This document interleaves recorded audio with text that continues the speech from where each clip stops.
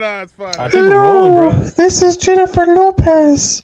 And actually, that looks like a Hitler mustache. I've changed my mind. And my interpretation is incest. And we gotta hurry up and get this ritual shit going out. Hogs. Yeah, fish facts. Hey, do diamondback snakes actually eat corpses?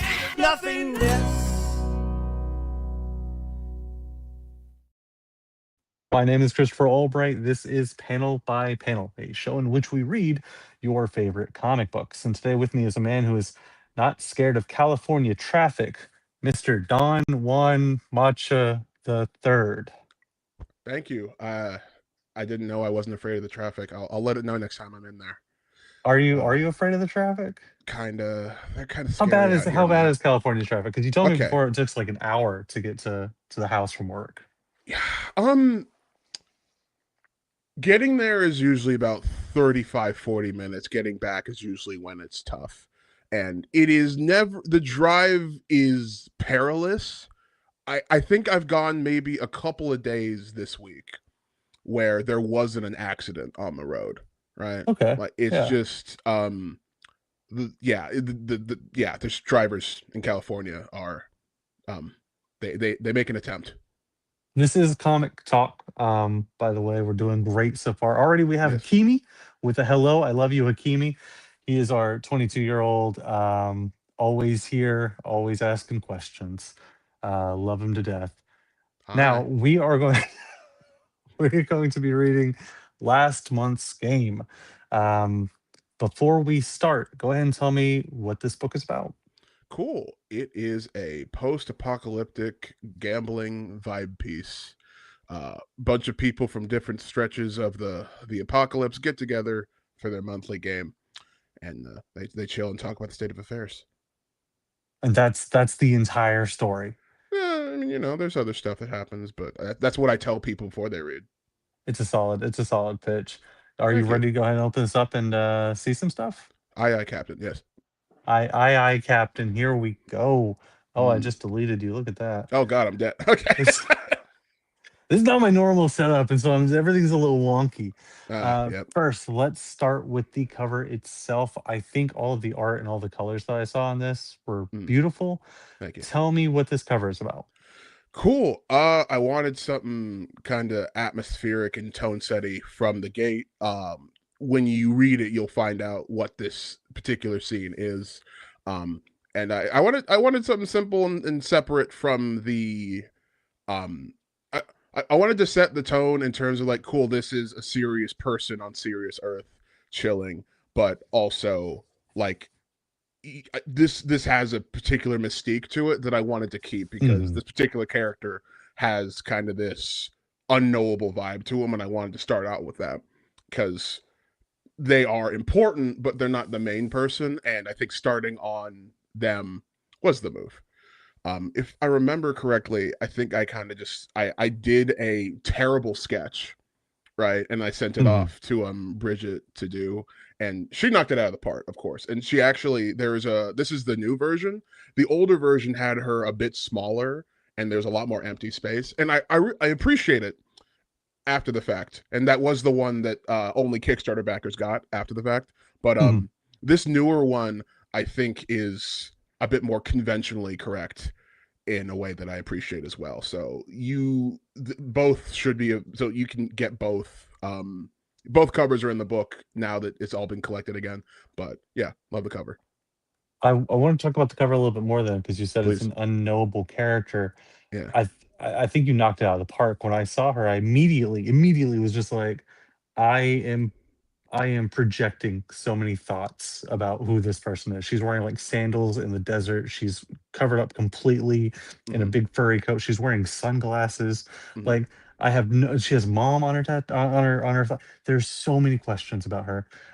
When you wrote for your artist on what you wanted to see, what kind of details did you give and why? Because I could go on this for a while. Yes. So I went with a fur coat.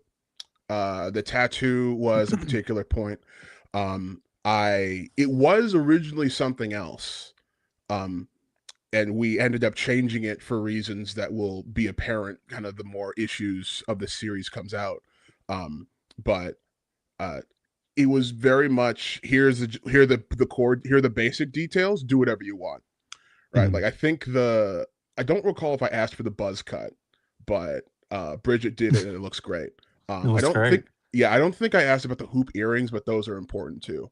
So No, yeah, this is knocked it out of the park. yeah. We do have again Hakimi. Love the use of color. The greens are so pretty. Thank you. Our very first page. Now this is one of my favorite questions Mhm. because this is a splash page, and this Mhm. splash page is black with a single word that I believe just says poker. Is that Yeah. right? Yeah. Explain yourself. You just Um. wasted a page. Explain it. Oh, cause I love giving people a reason to not read. Like if there is a turn off with the splash page of poker, somebody has their excuse, right? Mhm. I try to do a polarizing opening every single time. So like this is traditionally frowned upon. And I also think just the focus on the word poker will prime you for, okay, cool, that's what we're doing. Like we're focused. It is all about the word in this one page. And that kind of goes on to inform what happens for the rest of the book. Everything in regards to everything here is around the game in one way or another. Hence the name as well. So When I saw the splash page personally, like that was the first thing I saw, mhm. and I said, "Oh, okay, either he has wasted the page and he just didn't have the money to like get another page drawn, Dang, or all right. he didn't realize like he needed an opening page." And that's what I was thinking. But then I started, like, I was looking, it's like a 60-page book, and I was like, "Oh no, this was on purpose. He chose to do this on purpose."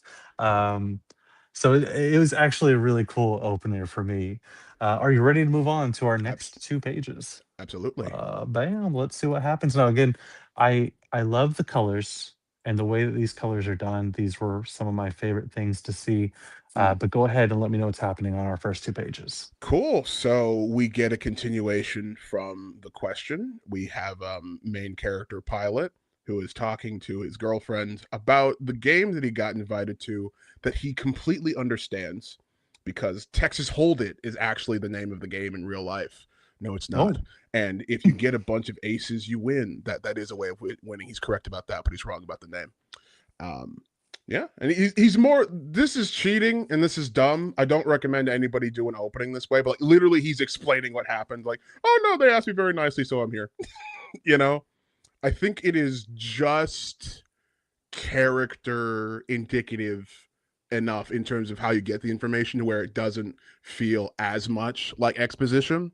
mhm. But um, I do I disrespect this method in general. And afterwards, I feel like I should have done something different, but it is here.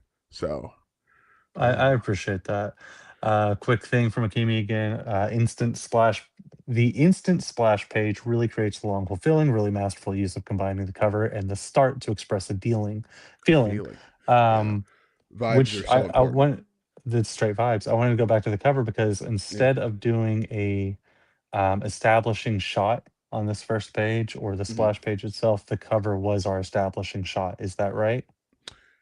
Kinda. I wasn't thinking about it in that particular way, but as you can see here, you do see her in the pose that she's in the Yeah, cover. So that's what I on was page assuming 03. from Yeah. happening. Yeah. So Um, and what is happening on that second page exactly? cool. No. So Sessler is waiting. Pilot's getting out of their ship. They're doing some kind of pre-game conversation before they get there. Thanks for coming. You got it. We're good friends. Again, I disrespect this. But I'm a big fan of panel 3. Like I have the penciled version of this as the cover for the ash can edition of this book. So I love that shot, that composition. I definitely ruined it with the bubbles being there. But it's such a great, you got a string bean and like an orange walking through the desert. I love it. Um so yeah, no, they're talking about the plan, like, and that's what's telling him to be cool, and obviously he's very cool. He's in a spaceship. He's totally fine. Yeah, and he's got a suitcase. Nobody with a suitcase in a spaceship is weird. So This already there's a bunch of questions. Like mm, already I'm like, okay, there's space, there's this, and like you said, the composition of that is fantastic. thank you. Who did the lettering? This was all Bridget. She did everything outside of the writing. Okay. Um, let me see here.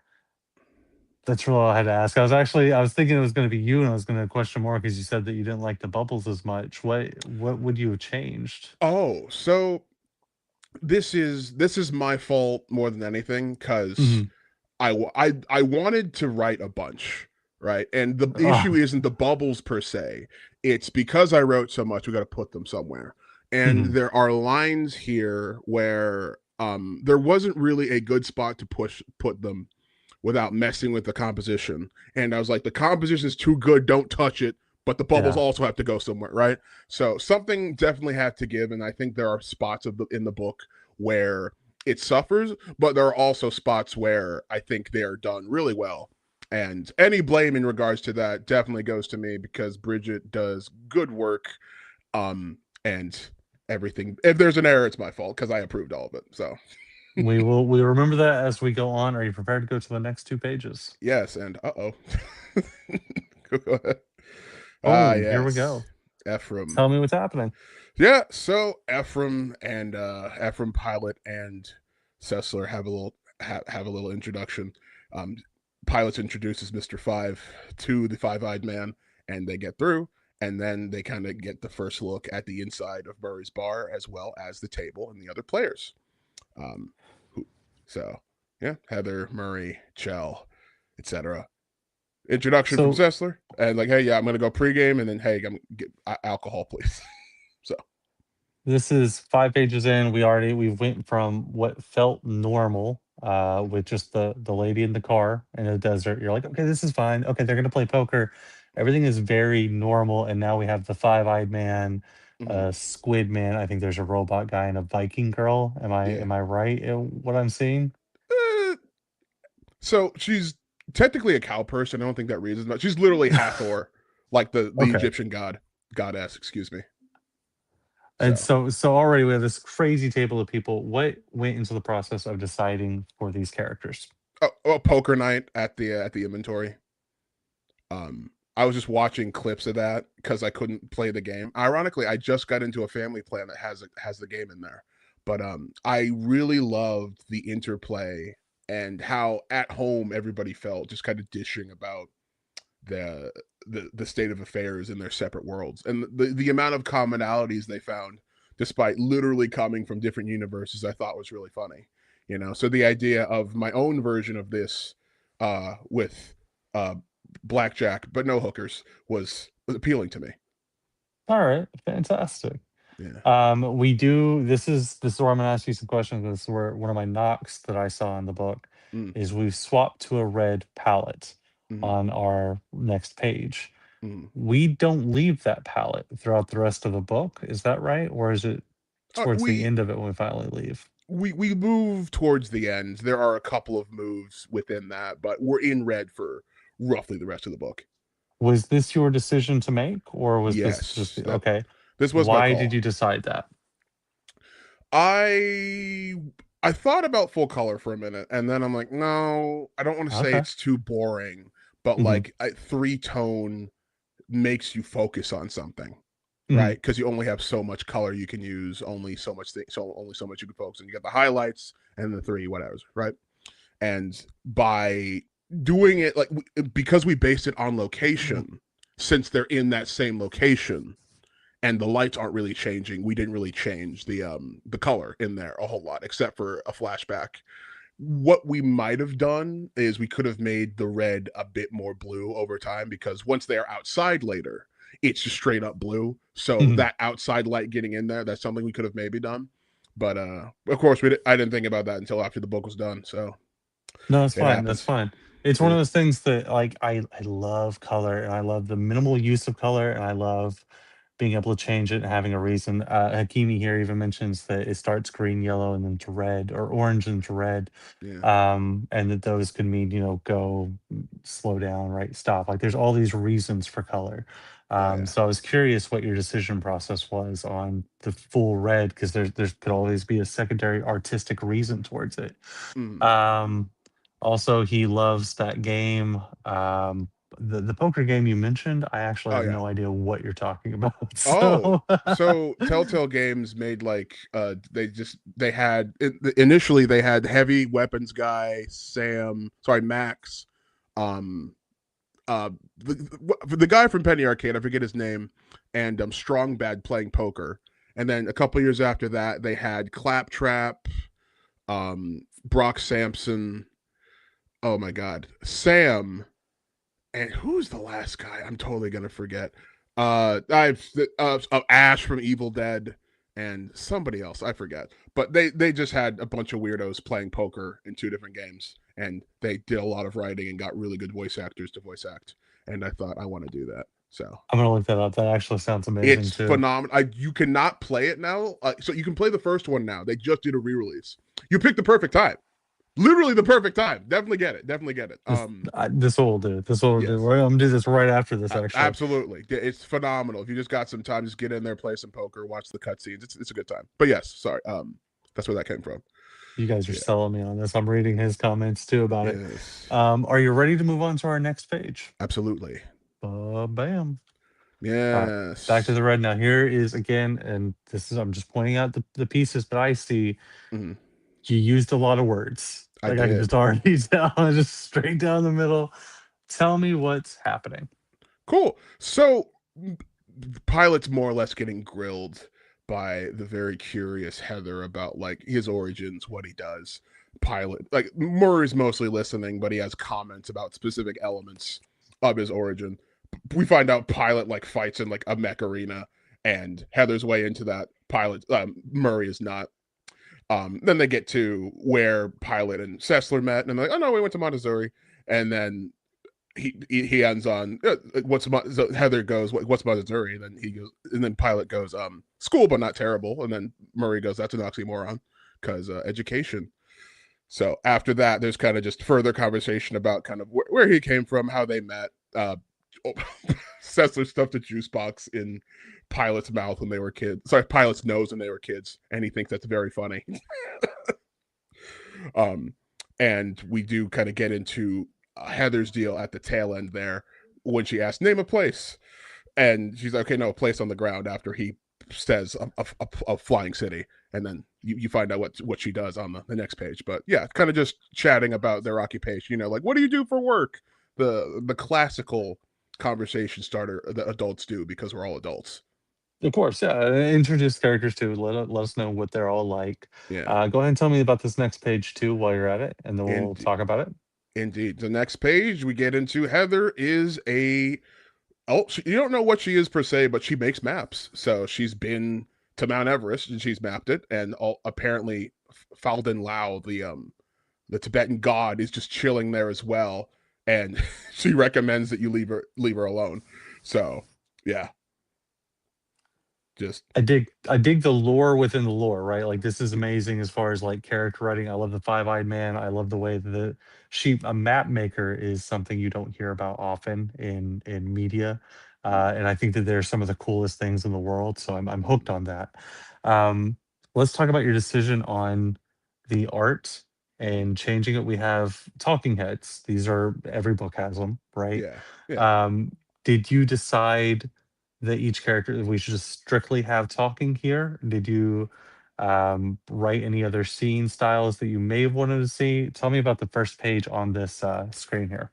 I kept it to talking heads on this one, because I wanted to give somebody an out, but I also wanted to like make this. I wanted to ground you in the sense of what a conversation outside of the game with these people kind of looked like. Mhm. Because it's going to shift once we're playing the game. Like, these are nice-ish people. They've got quips to say. They're happy to share their lives with you. And then we're playing poker and stuff gets different. We talk about different stuff. The tone changes. Okay. Okay. So, I understand the dislike for talking heads. Um, I happen if somebody has interesting stuff to say, I will listen for hours. And my hope is that but what they had to say was interesting enough to where this is worth it. I do know people that are like they will just see the wall and like, I don't want to read this. And I respect them. I respect their respect for their time. I'd like to hope this is worth it, but you won't know unless you read. So, No, understood. Understood. The girl, what's her name again? Heather. Okay, Heather. So she does throughout the scenes, we do get to see her the most. She's the most animated character so far on these 2 pages, Mm, and so I get to build a connection just visually yeah. to this character. Are you ready to go to the next 2 pages? At one moment, I Oh, do want let's to go. Let's go. give a Rabbit some more. Sorry, Bridget Rabbit. I use that interchangeably. Some more kudos. When I said kind of like cow person, I wasn't Mhm. quite sure what I meant, and she did a really good job choosing what to anthropomorphize. I don't know if that's the word. So she kind of kept it. She kept most of the cow elements to the eyes and ears, and I think that it does such a good job communicating like her mental state, like how she's feeling and like her mood just so well. Like when the ears are down, you know she's upset. When they're up, they're doing A, B, and C. And like there are moments where those are clearly just human eyes, and there are moments when they're clearly cow eyes, and that's generally correlating to how excited she is. So I really appreciate the just the effort she put into the visual language on her for sure. I think The between the vision, the in terms of the people how they look aesthetically, I think Murray wins out just because he's such a weird dude and he looks so strange all the time. But Of like, I course. definitely want Heather to get her flowers because she's so cool, and I think she's cool in a way that is understated because you don't really have to ask any questions about how she feels. I don't think so. The first page here, the last panel, where it's Mm, just the two of them very close together. Not the last panel, but the second to last panel there. yeah, It's just her eye, just her ears. She looks entirely like a cow, except yeah, I also know that she's not. Absolute kudos to that because it's a good trick mm, to just zoom in on those 2 pieces that make her the cow and mm, then ignore the rest of it. And you're like, oh, I understand what this animal is now. There's no yeah, questions about it. yeah. We're gonna move forward and see the next 2 pages. Hmm. Bam, what happens here? Oh, Yeah, here's cool. a No, map. yeah, been there, mapped it. Yeah, Ooh, she mapped them out and she went there. She confirms. And she did it by hand, and pilot's way into that. So, um, Murray disrespects that like it was done by hand. Like all the effort that went into this, like, is not doesn't matter because like there are books that have this information already. You are mapping a discovered world, you know, and like who even cares? And Pilot kind of points out like, yeah, no, like if satellite images don't have this cool texture, and most almanacs are from the old world, they're not really up to date, right? So yeah, there's a fundamental different viewing on like just the labor of a mutual friend of theirs. And I think that we had a conversation about that too. Like we have different opinions on a mutual friend of ours. And I love conversations like that because the space that you operate between while loving someone, I think is really cool because maybe you don't like all of them. Maybe you like select versions, you know? And to that point, Heather's like, yeah, no, he's good looking and he understands good craftsmanship. Take notes, Murray. You know? So, and then Murray goes like, yeah, no, he didn't do any hard work. That's why he's so bright eyed and funny and happy. So shush. Yeah. uh, first note, I want to shout out the mutual friend. You know who you are. Yes. Second note, the map making. Again, these characters to me are really good so far. Like Mm, this is the strength of the book is a cow lady who loves to map and she loves the texture and Murray who's like I don't care. And mm-hmm, like I can see that he doesn't care and I appreciate him for his attitude of just mm-hmm, honesty. And then you have mm-hmm, the other lady who I don't know anything about her, mm-hmm. but she's an orange lady and she's wonderful. And then you have the five-eyed guy. The five-eyed guy, is he playing poker or is he just a bouncer? He's just a bouncer. He's just Okay. chilling. Still, though, the man with 5 eyes is a cool concept of a character. Mm-hmm, So this is where the strength of the book so far for me is really shining, is seeing these pieces. Let me talk real quick for Hakimi. We have like the colored speech bubbles. mm, This is a run throughout the entire book. Do you have colored speech bubbles for each and every individual character? Yes, we Okay. did make it. Why? So because there were points where it was kind of hard to see who was speaking, and Tails Mm, would have messed with the compositions in a way that I didn't think helped. So mhm. giving everybody bubbles was a cool way of visually distincting the visually signifying that. And you might notice some commonalities in terms of color pattern and how some people talk, right? Like there are kind of reddish hues for a lot of the people on the ground, and the people not on the ground as much, they have different colors. So I tried to visually denote a bit of where they come from Okay. with their bubbles as well. Okay. So Okay.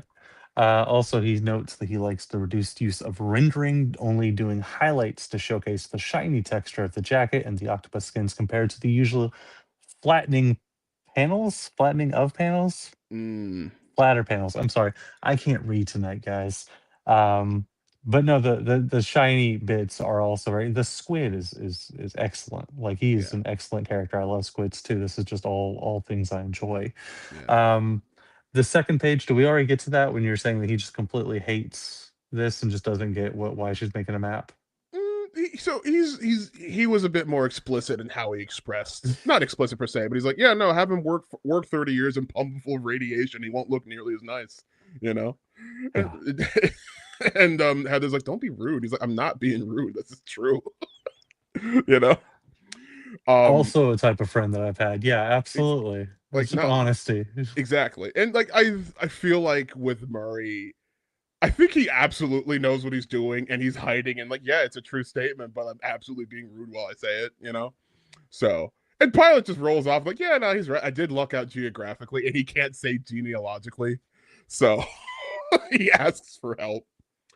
Um, I did enjoy kind of making um Pilot look kind of dumb to start, because I've had multiple people ask me, hold on, is he dumb? And I'm like, well, read the thing. He's like, but no, I read it. Is he dumb? Right? Based off of some stuff he does. So in the same way, I don't think we get a full view on Sessler this book. I don't think we really get a full view on Pilot either, despite us knowing a lot more from his mouth, supposedly, about what he's about and what he does and how he thinks, you know? So, So no, I haven't finished the book. I haven't read it all the way through. You mhm, mentioned that Pilot has changed. You also have Poker. Is there hey, fun poker face, right? Is this part of yes. it that he's playing a game throughout this for everybody, or is it Yes and no. okay? Um, you'll kind of see as we go, like, okay, here's what he like, stuff shifts over time for sure. Well, let's see. Are you ready to move on to the next two pages? Absolutely. Let's see what we find. Go ahead and tell me Yeah. what's happening here. Yeah, and I did skip over something on the last page. My bad. They kind of talked about, okay, cool. How'd you guys meet Sessler? Because like I see how you two met. How did this work? And then, excuse me, Heather goes, yeah, she hit me with her car. Um, and obviously Pilot's concerned. She's like, no, she hit me. She put me up. I got to watch robot fights in Death Valley. It all works out, right? So, and that was, of course, the impetus for her being in this part of California, and then that's how they met Murray, and then that's how poker happens. So that's that first page. Second page, they're got Pilot and Murray is officially sizing him up. Like, hey, thanks for filling in for number 5. He's very dead at present. And Pilot's like, oh no, what happened? They're like, they don't want to get into what happened to Mr. 5. So they apparently didn't like him too much, so that's why they're totally fine, just like not even talking about him, being like, "Hi, we like Pilot more." So, yeah, So this is also interesting for me because this is set entirely at this poker table. Is that right? Except for the ending. for the most part, yeah. There we go, one more spot at the ending, but yeah. What made you decide I'm going to tell conversations? Like that's the book. I'm going to write conversations. You mentioned that you can't cut any of the words. So I'm like, okay, he really cares about what these guys are saying, and I think that you have some really rich material. Tell me some more. Thank you. I like to talk when I have something cool to say, which Okay. is getting less and less the older I get, I think. But I really like hearing interesting people talk And like I said earlier, the goal was making them interesting enough to where it's worth the read for sure. Mhm. And like I said earlier, poker night, like the game of poker, you can play that kind of half on, half off, which kind of enables the ability to talk trash to other people at the table, you know. So since these are friends, these are people that know each other, that interplay of the game trying to be won with money while actively messing with the people around you and having a conversation with them, that interplay and that shift in dynamics over the course of somebody's individual run was something I wanted to capture, and I'd like to hope I did a good job. Time will Okay. tell. All right. All right. Did we finish these 2 pages with what Yeah. happened? Okay. Are we ready to move on to the next 2? Yes, indeed. Bam, bam, bam. Here we Cool. go. So Murray was kind of sizing him up earlier. Now Heather more officially is. She's like, "Hey, what am I up against?" And Pile's like, "What are you talking about?" And she's like, "Well, Sessler like brought you, which means you're either very good or very, very good." And Pile's like, "At poker?" He's like, "Yes." He's like, I'm okay." And then Murray goes, "You haven't played a game in your life, have you?" And he kind of just does it. He's like, "I'm gonna go check on our girl real quick." And Heather's like, "Oh yeah, he's doomed, right?" So obviously, okay, cool. And then Pilot kind of talks to Cecily like, "Hey, how serious is this game?" And it's about $20,000 worth of serious, since that's how much he brought to play. Mhm. And it looks like he didn't actively think about that until then. Um, Pilot then asks for a shot of water. Uh, to which Shell goes, like, "Water, sir?" He's like, "Yeah, it's just a shot, though. I'm not that thirsty." Uh, to which uh Cesar goes like, don't change ever. And Paul's like, what my clothes, what are you talking about? And then somebody's being announced by a bug man in the second to last panel. So with a Fantastic. microphone and everything. So Character designs, again, where do we come up with all the character designs? Because everyone is different. I always just tell my artists, just do what you want, right? Is this you saying do what you want, or is this you saying I want Bugman? I said bug man. I don't think I said top hat. A part of me wants to open up the script to see if I said top, but yeah, I'm moderately loose with the people I work with. Like I need like 2 or 3 things so I can recognize what's there, and then Mhm. they can kind of do whatever.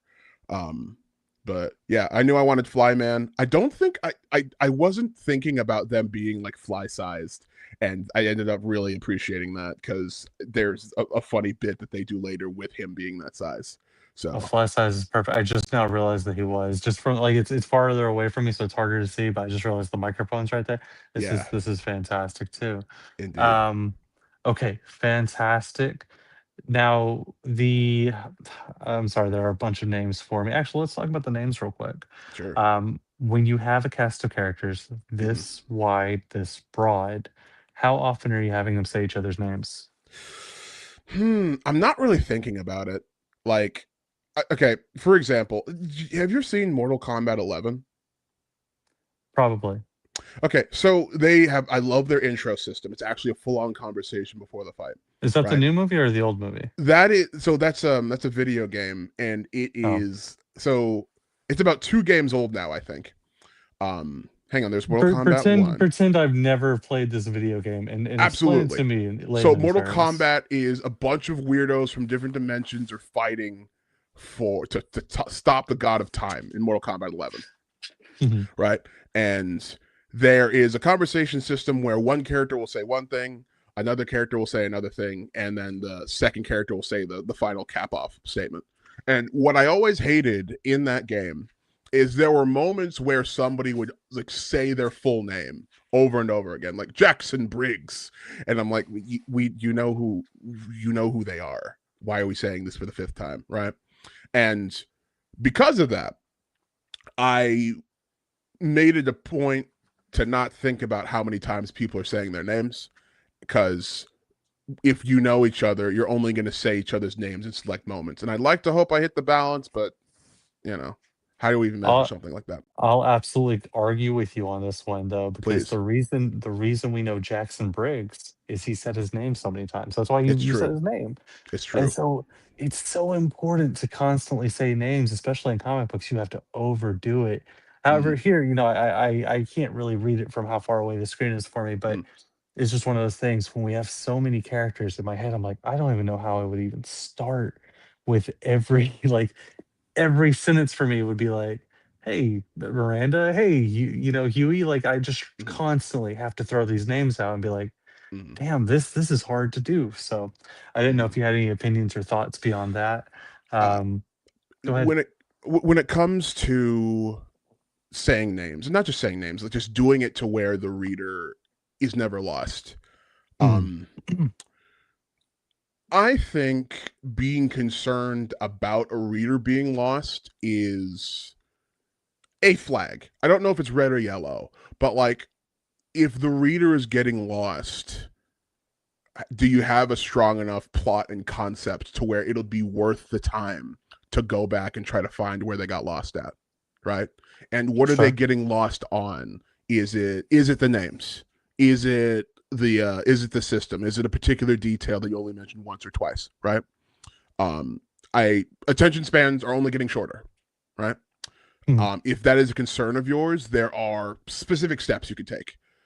I actively hate people trying to make the book easier for me to read. Like, I'm not sure if you're aware of the whole like big words is ableism discussion, right? Like I actively encourage the use of big words in books Mhm. because that either shows me I'm too tired to read this or I'm going to break open a thesaurus so I can find out what this word means. Like SpongeBob taught me platitudinous, you know? Okay. Like Fair. I am actively interested. I am interested in the specific reason that words were chosen because so many of the words we use now are divorced from their original purpose, and using something old a particular way can be trying to denote a specific thing. So to that point, I am taken out of the experience when the names are there too much, and I feel like there are some people. I'm not sure how many, so I'm not sure how much it should be catered to, but there are enough people to where I'm not worried about it, to where they don't want to be spoon-fed information. If they missed something, they missed it. They weren't paying attention, and that's okay. This is a work of fiction. This is a toy. We don't need to be on all the time. But I want to always reward somebody who's paying attention.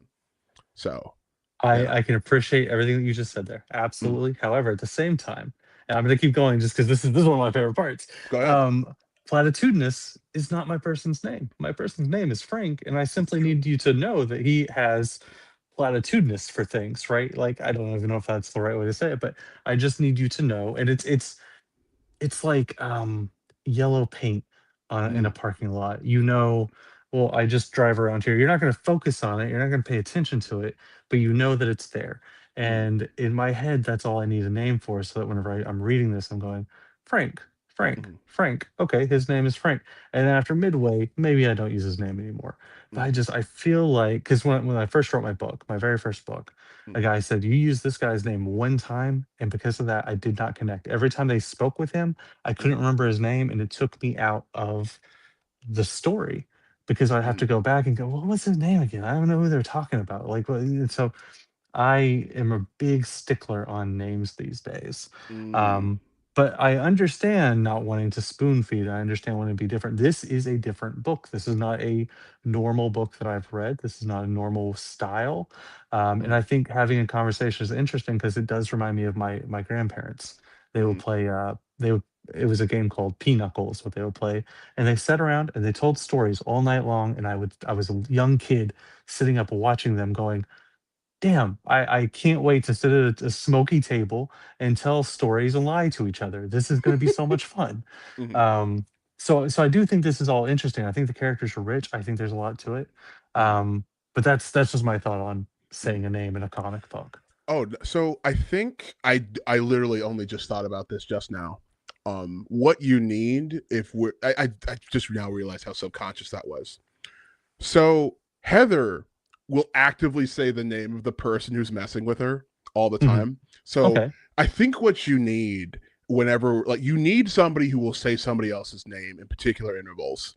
Like I think I have like Cecily say like never change pilot, like my clothes, right? So like if you I know people in my life that will say like that, hey, so and so every single time, right? Yes. So Yeah. this Absolutely. cannot be an everyone thing. It needs to also be an indication of character. I think that's how you Which get around that. which I think is a solid answer to that Mm, question. I think that would be a mm, solid decision. To be like, There it is. There it We've is. solved it. I don't have to be weird about it. I actually Yes. really like that. I'm probably gonna steal it later. Please. It's all out there. Eyes all out there. Are you ready to move on to the next 2 pages? Positively, sir. Let us see. Go ahead. Yes. Commodore K. Thompson.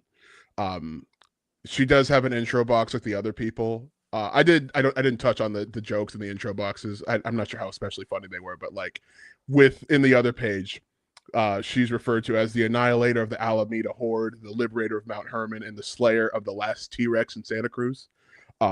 So in her box, it's K. Thompson, what the little guy said. So I just I'm happy with that. I think that's goofy and funny. And of course she's being carried in a palanquin, which I kind of wished was a bit bigger in the moment, but afterwards I'm like, yeah, no, that wouldn't fit through the door. And there's something stupidly pompous about an open-faced one with a hood just on yourself and not the people carrying you, which is absolutely, I feel like this panel by itself does so much like legwork in terms of explaining what kind of person she is. So I immediately understood. Yeah, as soon as you Yeah. see it, you're like, I immediately know who this person is. yeah. I want to ask where you got the inspiration for it too, because again, these characters, I love these characters. They're great. Where are we getting this inspiration? I knew I needed like but these are all weirdos. There's not a normal person at this table. I No. need a kind of weird that is detestable. And I didn't want to just do a rich person because I think that's boring.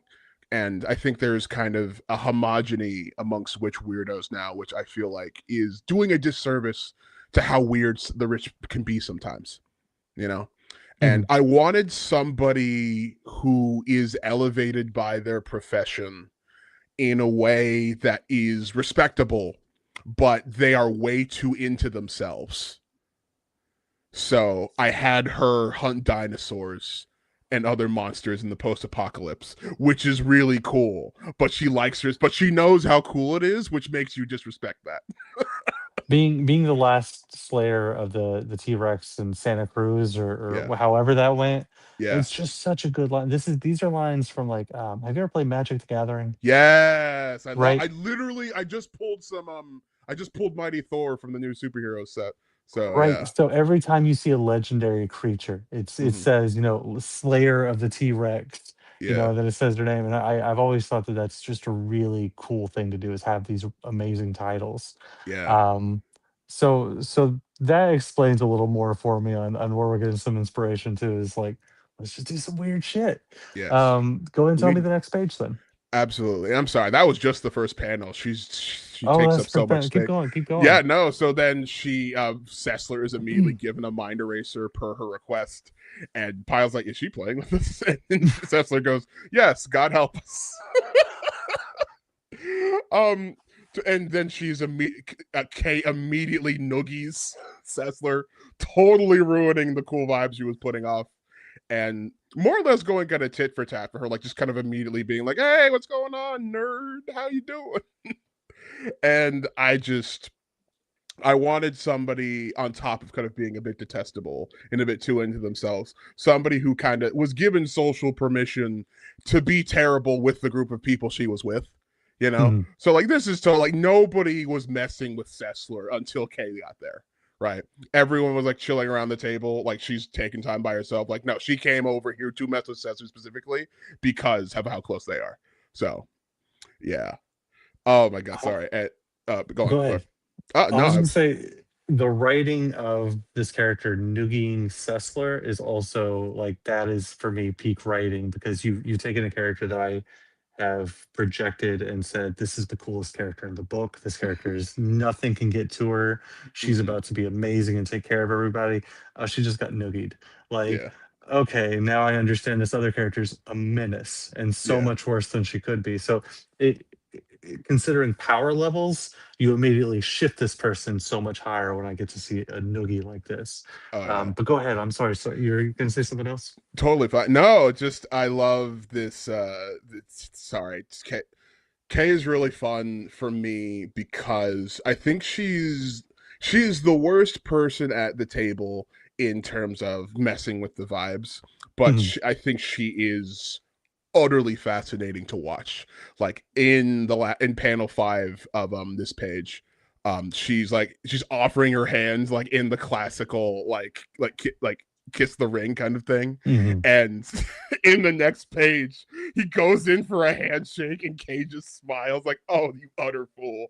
Like just, the missed communicate, like there is a pageantry that she is performing that Pilot is not participating in, and just the she disrupts the vibe for Sessler, and then she's immediately the what she's doing is also disrupted, and I really like that. Like just there's already headbutting in terms, and like already like blades crossing and like beams clashing with expressions of soft power at the table. So Fantastic. This feels like when a writer hits their stride and like it's all just flowing out of my fingertips now. This is exactly what's going to happen. I feel like I'd feel the same way writing something like this. Are we thank ready you. to move to the next two scenes or the next two pages? Let me see here. Or did we finish here? I think we did. So she's like, "Yeah, nice to meet you. This is a cool sword. You're into swords." Um, and then she does drop a hard C on Shell, and I do want to apologize to all the AI users in the chat. I'm not a clanker lover, so I feel like I'm allowed to say it anyway. I almost said cunt because I wasn't sure where we were going. So no. Nah, it's okay. Calls Shell a clanker. It's like, fetch me two of what Pilot and Sessler just had while I schmooze. I think Chell is also a sleeper. I think she gets more flowers than Heather does, but like just I thank you for not saying please. It makes me feel valued. That's just one of my favorite things. Like just like not letting anybody get away clean. Like, no, you can't just do that. I'm a person despite being a robot. But yeah. We can move if you'd be so move inclined. Forward. Here we go. Yes. Cool. Let's see what happens. Yeah, more schmoozing happens. Murray, you inland fish market. I feel different about that particular line each time I read it, because like it's so specific and odd, but she's specific and odd, so I think it's fine today. But I'm probably gonna say it's terrible tomorrow. I do like the back and forth and the implications here. Like, did you have a good hunt? She's like, I haven't had a bad one. And it's like, how's the family? He's like, oh, it's still dead. Thank goodness. It did take a couple tries. Right? So like, why is their family dead? Why are we happy about that? You know? They kind of get a bit more into Kay's origin there too. She kind of just forced her way into the game more or less. Heather Sessler specifically says, like, I can't really tell you. I'm pretty drunk, but there's a soul in stock at play in there somewhere. So then the game kind of officially starts after Murray's like, okay, no, come on, let's play. We're all here. And then you get to the second page. Everybody's at the table. They have their different piles of money. They are different. It's just random things are going to bed. Okay, keep going. Yeah, no. So Kay got a sack. Pilot brought a suitcase. Murray's got money and chips. Sessler's got money. And you know, they move all the money away. So Chell's like, okay, is everybody familiar with the rules? And Kay was like, why is it asking that? Like, because you know, like, hey, somebody's new. He's like, are you familiar with the rules? Yeah. See, play the game. So now that like she was all smiles, and now the game is happening. He's like, no, shut up. We're playing poker right now. We're not we're not having fun right now. So this is where the book is completely setting off now for me, where I'm like, okay, now I want to know more. So we had to do a bunch of character delving. We had to understand the characters. Yes. Looking back, is there any way that you would have tried to make that shorter, or do you think it had to stay as many pages as it was? I did have a buddy look this over, and he's like, Don, this is half the book. You can't do this. And that's my exact thoughts. Is it's half a book. So what are your thoughts here? I could have made it shorter. I didn't want to. I think the time you spend in the world is worth it, and I really enjoyed being being able to submerge yourself in a spot for however much time is really important to me. And I think the later portions are richer because of the time we spent earlier. You know? Okay. Again, opinions are out. People, I've been told multiple times I could have made that shorter, and I physically You could are have. the writer. You are the person who chooses. This is entirely your vision. It doesn't matter what anyone else ever says. It It's does. just a question I have here. No, of course it does, and it doesn't, because like I'm writing a thing, right? The it is out of my hands once it's in your hands, you know. Yeah, Like absolutely. we're gonna do our own thing. Like taste is going to adjust. Expectations for me are going to come up and stuff like that. So I could have made it shorter. I didn't want to, for sure, but I think the regular checking in on was this the right length for this story is an important exercise as a creative, you know. Yeah, So there may come a time absolutely. where I'm like, I think that wasn't the move because of A, B, and C reason, but me in that moment who wanted to do something really self-indulgent, that definitely was the move. So Give me just a second here. We have another comment. mm. That's so real. That's so awesome. Sometimes you gotta slowly clink up the hill on a roller coaster to make the flying down worth it. So I think so. Yeah. I believe Hakimi has the same writing style in his mind as well. So it's I, one of those things that a lot of this might connect with him. You know, I was oh my god, this person's in a lot of trouble, so I'm not going to name drop them. But like, they have a really Mutual interesting friend. piece. Not a Got mutual you. friend, somebody else. It's a So mutual somebody, friend. no, not a mutual friend. This did not come Always. from mutual. No, not mutual friend. I'd like to hope you don't know this person because again, they're in trouble and they did something stupid. But He made one a of my Pots and favorite. Panels book. Yeah, keep going. No comment. But like they, one of my favorite bits of critique from them is if it doesn't matter if you have a really dark scene if there's no levity. I think what makes Berserk Yeah. so devastating are the moments where it looks like it can almost be okay. You know? I think You beat me with a Berserk reference because Berserk nice. is literally nothing but good, happy for how many chapters is that? Like just a Over a minute. huge chunk of it. And then all of a sudden, there it goes. And Yeah, you're like, well, this is the greatest thing I've ever read. right. So I can't argue when you say Berserk. It is the one gold, like the one time the rule is broken where you're like, they did it. They did it right. So Yeah. You know, Mr. Albright, I don't want to ruin your day, but what if I told you there was something sadder than Berserk that exists that's just floating around? give what do you think it is? It's called What Happens Next by okay, this is gonna be either Sam or Max Graves. I forget their name. I feel very bad.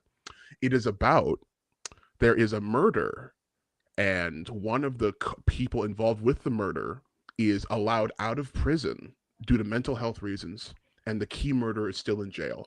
And there is a whole true crime industry around this particular crime. And you are getting the perspective of one of the YouTubers that was investigating it, the person who helped do the murder, who was trying to eke out a life after the fact.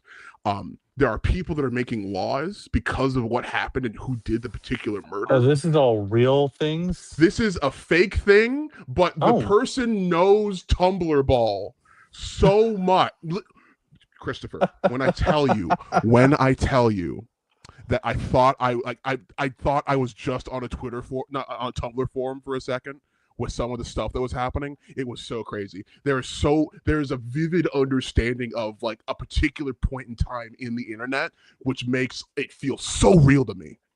We'll talk about this later. We'll talk about this later. But like I say all that to say, it is the good moments when you think it's gonna be okay, they hit even harder because that's our life. Like there are moments in time where it might be okay, and then it happens. So sorry. Ooh, I'm interested. Let's see what we have here in the comment. I'd actually argue the opposite. Berserk starts with a silly naked fairy who is drawn childish and hopeful. Berserk is drenched in sadness that forces levity despite how much it may seem harsh. I think we don't really like Hakimi here. He's not part of no, I think the idea is the same, the font is different. Joy can exist in this world. Peace and happiness can exist in this world. It is so drowned out by the perspective we're in. Like this fairy dude, like he's not from the same world, you know? Like when we're seeing a lot of it from Guts's perspective, the less time we spent, like, and we're seeing it from Guts's perspective and the perspective of equally terrible people, you know. So yeah. So anyway, hang on. Any other review would complain about how out of place? No. I think you need to show the variance in tone. If it's grim dark the whole time, you're not going to feel the shift in tone at all. Like, I think what makes a lot of the animated series so powerful is Batman he has moments of extreme kindness as well as being a certified BA, you know? Like, I don't know if you remember him being like just chilling with Harley Quinn for a day and like helping her get a dress after she gets her life back together. It's such a small thing to be kind, and it's I love that. So yeah, no, be nice people existing in terrible settings. I think we need a lot of. I'm so sorry, derailing. No, you're fine. The next podcast we're doing is going to be California traffic and Berserk manga conversations. Just nothing but that for an hour. We can totally do that, and it would be interesting clearly. each time. Let's go ahead. It makes itself. Let's go ahead. We're going to move forward a little bit, please, yes, and try to get through these next yes. 3 more.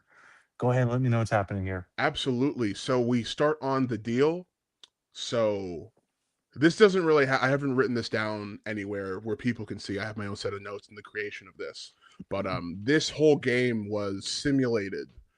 So I literally got numbers and particular hands. I knew what was in each person's hands with all of these. So and that's kind of why I did like the phases and I indicated those. The goal was, if you didn't know what poker was, you could understand and enjoy the experience enough to where you wouldn't mind. But if you knew what poker was, you would hopefully understand that like I was paying attention, right? So the goal is rewarding. And with this particular sequence, rewarding both sets of people. So the deal, everybody's getting dealt their cards, and blinds are out. Pilot is we're starting with Pilot. That is not traditionally how you do it. You usually go with like the left or right side, and we're starting with him to mess with the rules of poker already. So he gets a phrase wrong already, and Kay is like, yeah, no, I'm gonna race just out of the blue when it's my turn. So yeah, before it's even her turn, she just breaks the rules. So yeah, fantastic. Yes. Again, not a big poker guy. Go ahead and let me know what's happening on the next scene here, and we'll discuss what happens here. Yeah, no, so I do want to go back to the first page really quick. Just we see just everybody looking at their cards in particular ways. I love that little 5-panel like cut thing, and it's also really great. Like it's character depth right here. Again, this is seeing her just like that. Like she's ready. She's gonna kick ass, and it's wonderful all the way you do the characters. Yeah, Heather and Pilot hold their cards in similar ways. Like Sessler and Murray like don't even look at their cards from what you guys see. So it's one of those things. So Sessler folds immediately. Heather's already like bothered that people are raising and the cards aren't even out. So like as you can see, like you can bet before you see any kind of information about what the hand is going to look like, and that'll usually get the weaker players out doing that early. So yeah, and then kind of in the middle of that first of the deal, Murray asks Kay to tell her how basically to do the lore drop that they did already, and Kay says, "Oh yeah, I already know. Kids about Missouri, right?" And then Murray's like, "How did you like Cecil and I talk, don't we?" And he's like, "Yeah, you sure do." And then Heather folds at the end. I tried to indicate their history visually, and I didn't want to give a whole lot into the specific dynamic that Sessler and Kay have.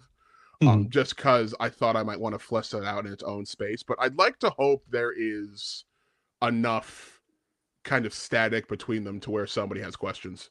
So, yeah, that's that. No, the tension is there, absolutely, from the very start. Yes. Anything else on these 2 pages before we move forward?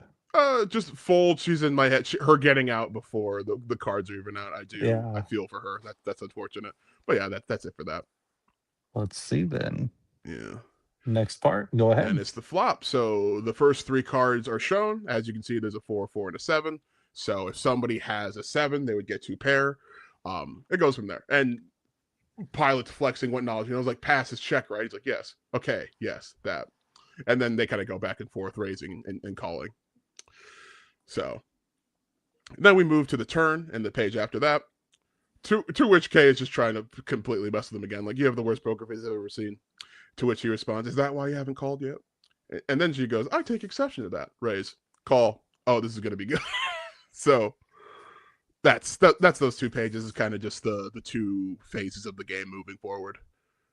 So his face on the second page here, he looks as though he knows more than he's let on. Is that Mhm. what I'm supposed to glean from this, or is this just he's in a fighty mode here? What's happening with that? Who knows? Who knows? Listen, The when a writer sass knows, and the writer's right listen, here. when a sassy woman with a feather hat tells you you're lame, you got to puff out your chest. It's vital. Okay.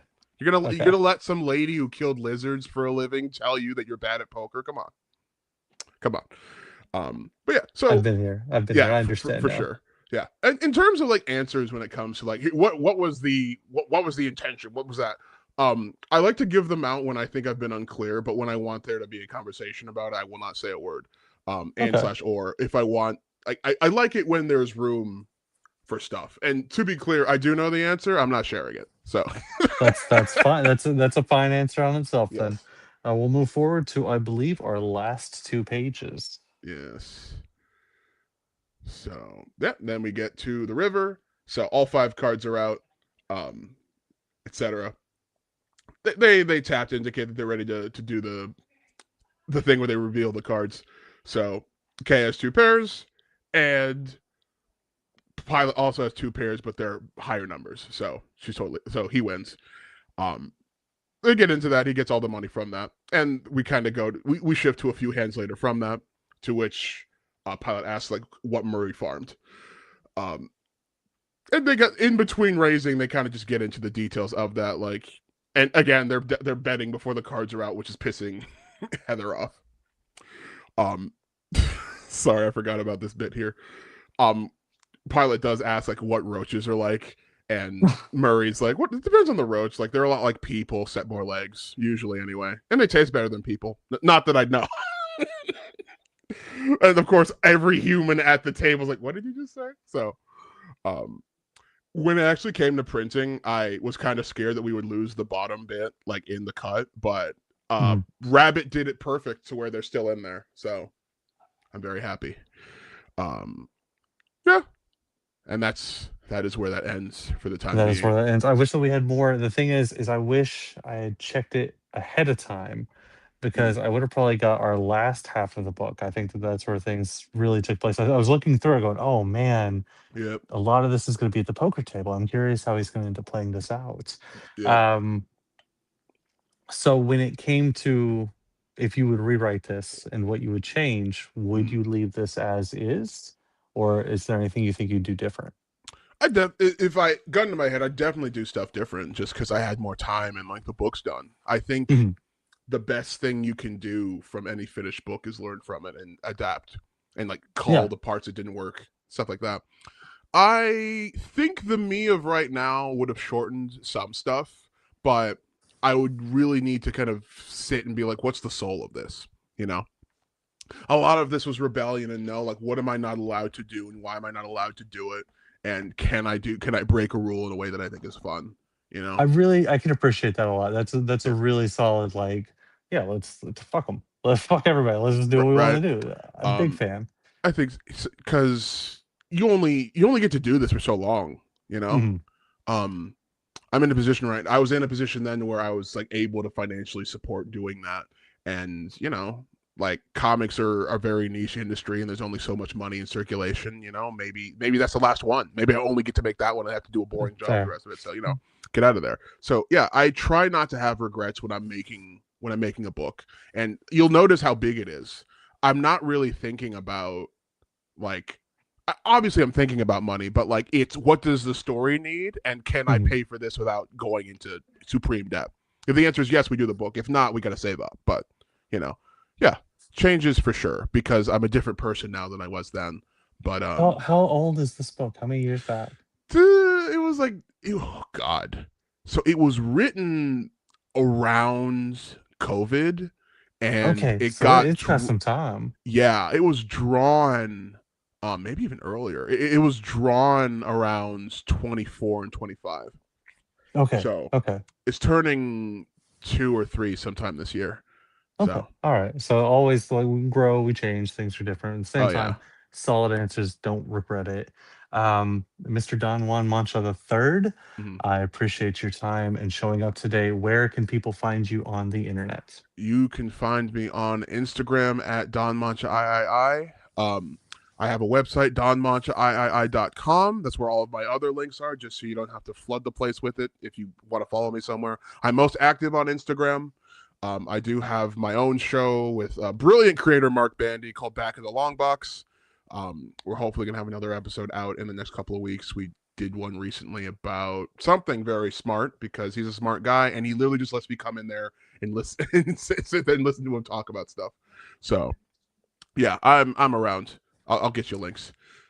Shout out to your website. I looked it up today and I was like, oh, this is solid. Like this is really good stuff here. So I'm so dumb, excuse me. So last month's game can be purchased at revengeaudit.com. That's the name of the publisher. Should be a link for that on my website as well. So yeah, that's where I do put all my books. Don Mancha is my portfolio. Revenge Audit's like where the serious stuff goes. yes, sir. Absolutely. And to everyone else, thank you guys for showing up. You guys have a good night. Yes. Bait for the bait throw. Trash for the trash throw. Welcome to my emotional thunderdome. I am creative nothingness.